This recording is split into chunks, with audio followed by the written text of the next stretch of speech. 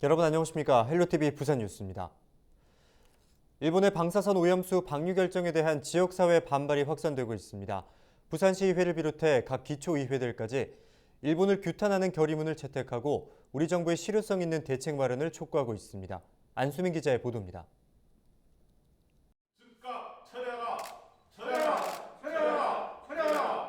중고의회가 27일 일본 후쿠시마 원전 오염수 방류 결정 철회를 촉구하는 결의문을 채택했습니다.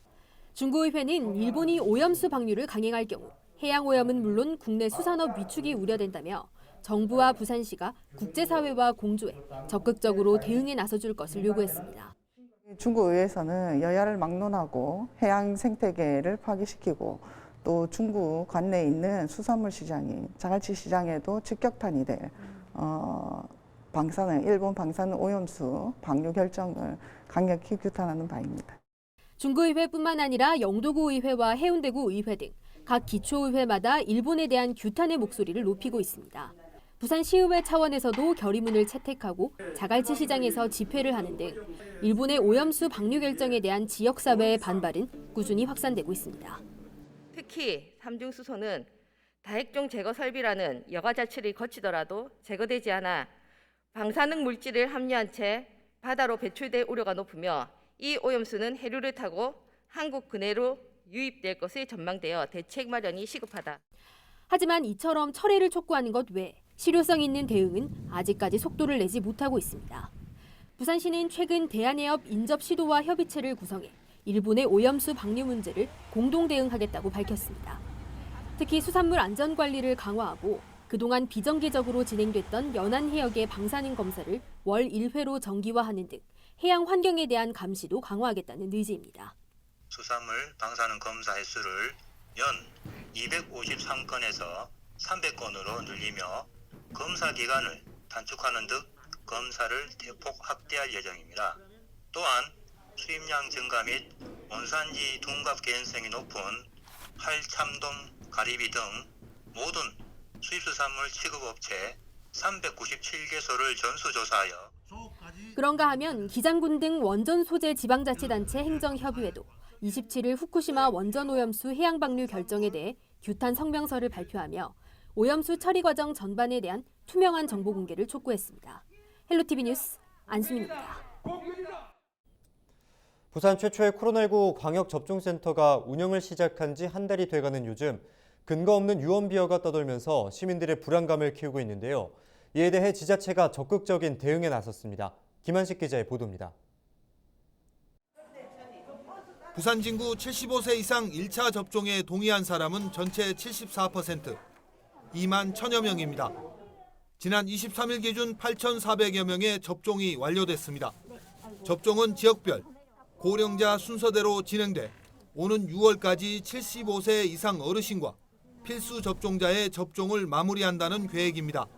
고위험군을 우선적으로 진행되고 있기 때문에 늦어도 6월 말이면 75세 이상 어르신들 그리고 중증 어르신들 그리고 필수 요원들 등에 대한 접종은 거의 완료될 것으로 계획하고 있습니다. 일부에서는 백신이 부족하다는 이야기가 나오고 있습니다. 하지만 부산 진구는 사실 무근이라며 현재 14,000여 명분이 확보됐다고 밝혔습니다. 또 일일 접종 인원을 확대해 목표를 달성해 나가겠다는 입장입니다.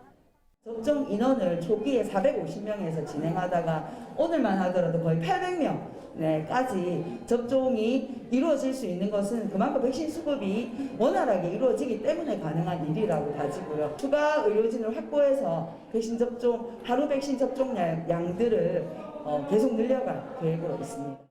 일각에서는 백신 접종 과정에서 이물질을 넣는다는 괴담까지 떠돌고 있습니다. 물량이 부족해 물을 넣는다는 겁니다. 이에 대해 부산 진구는 그야말로 괴담일 뿐이라고 일축했습니다.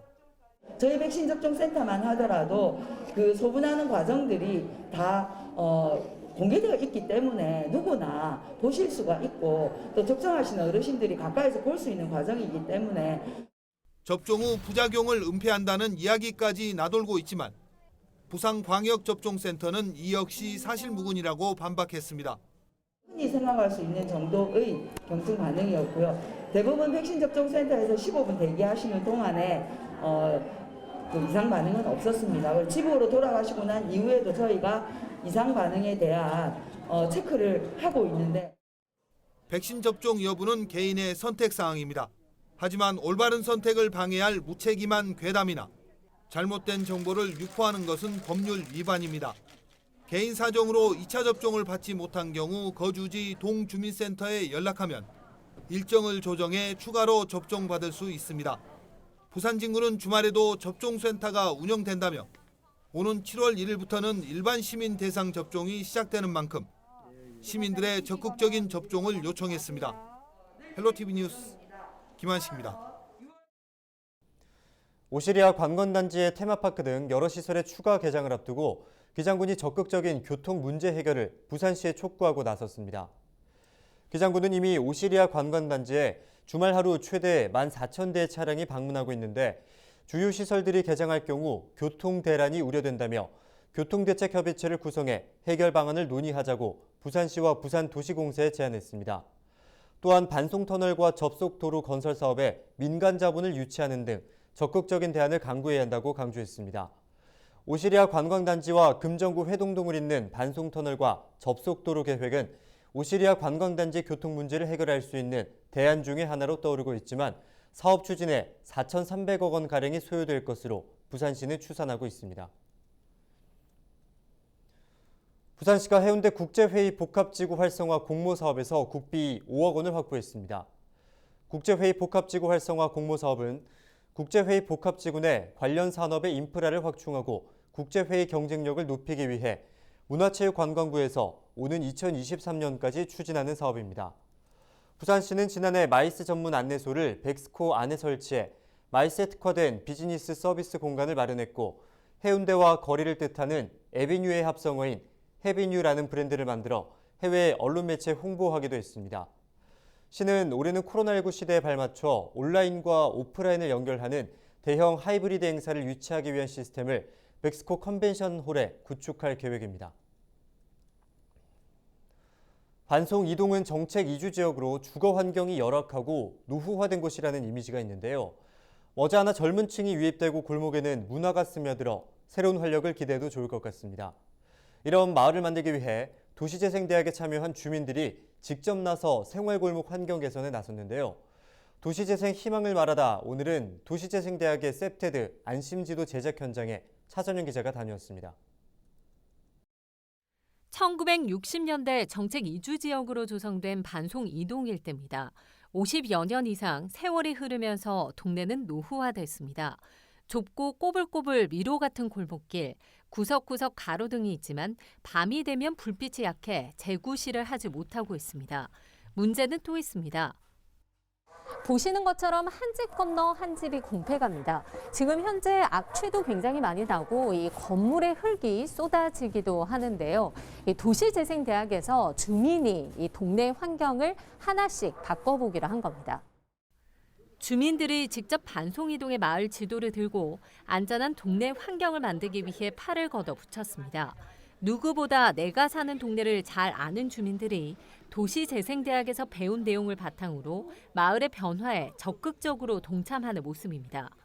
공폐가가 너무 많으니까 옆집에서도 많이 불편하고 또 보는 주민들도 많이 미관상에 좋지도 않고 그런 집들이 이렇게 방치가 돼가 있으니까 애들이 청소년들이 들락날락하면서 좀 엉뚱한 곳에 설치된 전봇대 그리고 불법 주정차, 좁은 골목 내 설치된 CCTV로 인한 사생활의 침해, 또 보행자 안전 문제 등 그동안 겪어왔던 불편들을 주민들은 쏟아냈습니다. 이날 도시재생대학의 주민과 함께 해운대구와 경찰도 동행했는데 당장 도움의 손길이 필요한 곳에 개선을 약속하기도 했습니다. 저희가 점검하는 부분 외에도 그 주민들이 더 우려하는 부분들이 저희가 몇 가지 이제 확인을 했는데 예를 들면 시설 붕괴 이런 부분이라든지 이런 부분은 또 구청의 관할 부서하고 협의를 해서 하여튼 경찰하고 저희 구청하고 같이 협업을 해서 주민들이 불안해하지 않도록 그렇게 저희가 좀 적극적으로 보다 더 적극적으로 움직일 수 있도록 그렇게 하겠습니다. 내년까지 진행될 반송이동 도시재생 뉴딜 사업, 올해는 골목 상권 활성화와 가로 환경 개선 사업 등이 본격적으로 추진됩니다. 문화거리가 창출이 되고 또 도시재생 근린 생활시설들이 보완이 되면서 이 지역에 그동안에 고민을 많이 했던 범죄로부터의 위험성, 또 보행 공간의 부족, 또 쉼터의 부족, 또 문화 불모지 이런 모든 것들이 한꺼번에 해결할 수 있는 그런 기회가 되리라고 생각합니다. 세대 공감 생활 골목 환경 개선을 위한 이날 도시재생대학의 셉테드 안심지도 제작 수업. 도시재생 사업이 마무리된 후에도 살기 좋은 동네로 가꿔 나가야 할 주민들에게도 의미 있는 시간이 됐습니다. 헬로티비 뉴스 차선영입니다. 저희 헬로티비 뉴스에서는 코로나19로 근심 속에 있는 부산의 골목 상권을 응원하기 위한 프로젝트로 동네 가게 함께 가게 코너를 마련했습니다. 오늘은 중구 부평 깡통시장으로 가봅니다. 전국 각지, 해외에서까지 부산을 찾는 사람들은 꼭 한번 들르는 곳. 삶의 터전이자 부산의 명소 부평 깡통시장입니다. 일제강점기 때 우리나라 제2호의 시장이며 상설시장으로는 전국 최초의 시장으로 이 깡통시장이라는 것은 원래는 부평시장과 깡통시장이 나눠져 있었습니다. 이제 부평시장은 재래시장으로서 부산에 제일 유명한 어묵시장이나 이런 게 있었고요. 그다음에 깡통시장은 6.25 때 피난민들이 내려오면서 이제 미군 구호물자가 부평시장 쪽에 내려오면서 이게 이제 상가가 형성이 되는 겁니다. 그래서 이제 미제 햄이라든지 기타 등등 제품들이 들어오면서 깡통시장이 형성이 돼가지고 전국적으로 유명하게 된 겁니다. 시장 골목골목 자리 잡은 550개 점포가 쉴 틈 없이 돌아갑니다. 부산의 대표 식품인 어묵과 맛깔나는 음식들, 의류, 수입품, 잡화까지 취급 품목은 셀 수 없이 많습니다. 바삭바삭, 고소한 부각은 그중에서도 단연 시장 내 최고의 인기 식품입니다. 채소류는 10가지가 있어요. 채소류 10가지, 그다음에 수산물 2가지, 12가지를 판매하고 있고요. 바로 이제 채소 같은 경우에는 적석에서 바로 섭취하기 힘드니까 찹쌀풀 입혀서 말려가지고 애들이든 어른이든 누구나 남녀노소 가리지 않고 잘 드실 수 있게 여기서 바로 적석에서 튀겨서 그날 제품만 바로 이제 판매를 하는 거죠. 당일 제품이니까 신선해서 그게 제일 좋고 이제 공장에서 대량으로 만들어서 판매하는 건 아무래도 오래 두고 이렇게 안에 당연히 다 처리는 하셨겠지만 아무래도 적석에서 바로 판매하면은 굉장히 기름 냄새도 안 나고 신선하고 그날 제품을 바로바로 눈으로 보고 직접 이렇게 튀기는 걸 보시고 바로 원하는 것만 담아드리기 때문에 그게 좋아서 오시는 것 같아요. 네네. 손님과의 신뢰를 무기로 20년째 자리를 지키고 있는 보양식품 가게도 있습니다. 어떤 재료를 사용해 만들든 조리 과정 하나하나 허투루 하는 게 없습니다. 푹 삶은 잉어를 단지에 넣고 쉴 새 없이 커다란 주걱을 휘젓습니다. 비린 맛을 없애기 위한 노하우입니다. 기계 대신 수작업이 수고스럽기도 하지만 이 같은 정성은 손님들에게 고스란히 전해집니다. 처음에 이제 잘해드렸던 게 신뢰가 쌓이다 보니까 이제 또 손님들을 모시고 오고 그 손님들이 또 손님들 모시고 오고 그렇게 해서 지금까지 유지를 하고 있는 것 같습니다.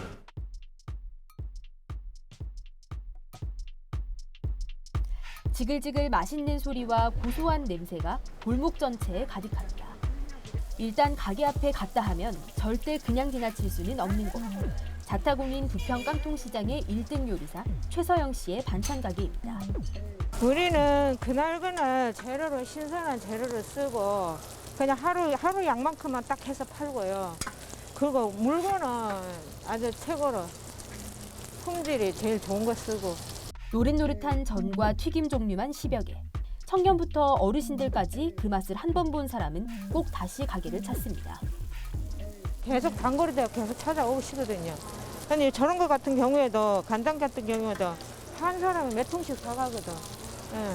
한번 맛보신 거라면 딴 데 못 가고 우리 집으로 계속 옵니다. 예. 사거리 시장이라는 이름으로 1890년대 형성됐을 때부터 전국적인 유명세를 떨친 부평 깡통시장. 130년 넘는 세월 동안 한결같은 명성을 유지하고 있는 건 상인과 고객 간 신뢰에 더해 시대의 변화 그리고 고객의 수요에 발맞춰 진화를 거듭해왔기 때문입니다. 변화와 발전을 위한 노력은 지금도 계속되고 있습니다. 예, 부평강동시장은 이 현대화 시설 사업을 2008년도부터 시작했고 이 현대화 사업을 하기 위해서 이 시장 상인들과 또 저희 의회 구청이 부단히 노력을 했는데 사업이 지금 진행이 되고 있지 않습니다. 그래서 6차 게이트가 좀 조속히 진행될 수 있도록 하는 것이 우리 시장 상인들과 시장 상인회가 지금 제일 큰 생각을 하고 있는 그런 부분입니다. 여기 부평강동시장이 플랫폼이 되어서 우리 중구에 있는 전통시장 전체가 어떤 활성화가 할 수 있도록 상인회와 협조, 각 상인회들과 협조해서 노력을 지금 하려고 하고 있고요. 서비스 문제가 제일 대두되는 것입니다. 지금 옛날 전통 재래시장이 아닌 지금은 전통시장으로 이제 바뀌어서 많은 지금 상인들이 고객들이 왔을 때 상인들과 서로 윈윈할 수 있는 그런 시스템으로 구축해 나갔으면 하는 그런 생각으로 지금 생각하고 있습니다. 오랜 역사와 전통의 과거 세대와 꿈과 희망을 지닌 미래 세대가 공존하는 곳. 그냥 꾸준히 요 그대로 좀 단골 손님들 유지하면서 그렇게 하는 게 좋은 것 같습니다. 이제 좋은 재료를 저렴한 가격에 누구나 손쉽게 사가실 수 있게. 이 가게 점점 넓혀가는 게 꿈이죠. 먹거리, 볼거리, 즐길거리로 부산의 문화를 들여다볼 수 있는 곳. 동네 가게 함께 가게, 여기는 중구 부평 깡통시장입니다.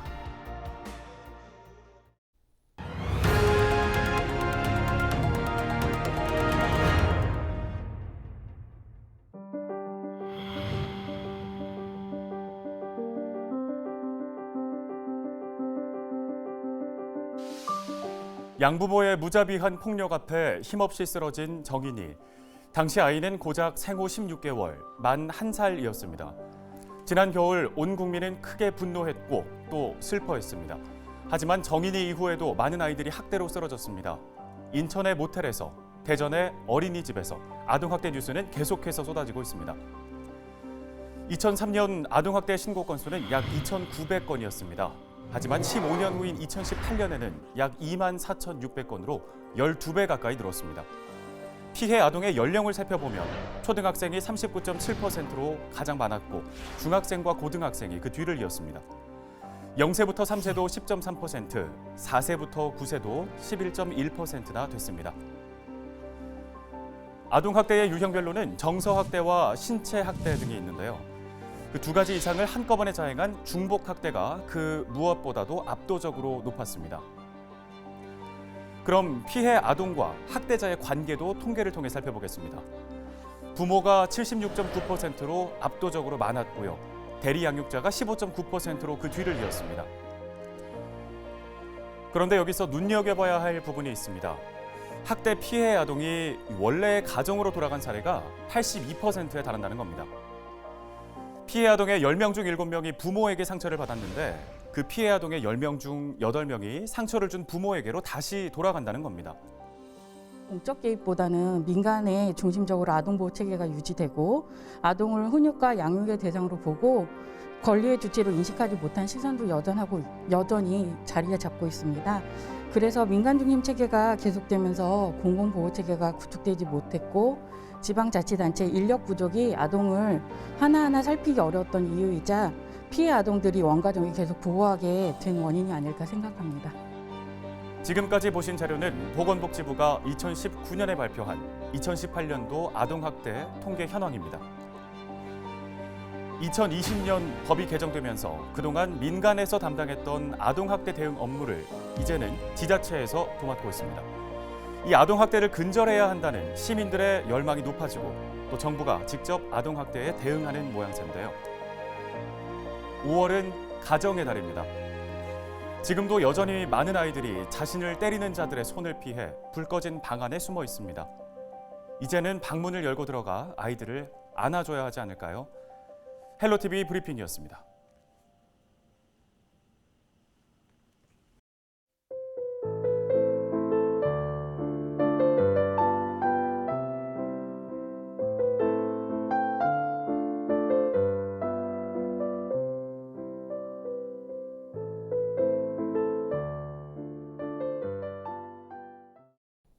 이상으로 헬로티비의 부산 뉴스를 마칩니다. 함께해 주신 여러분 고맙습니다.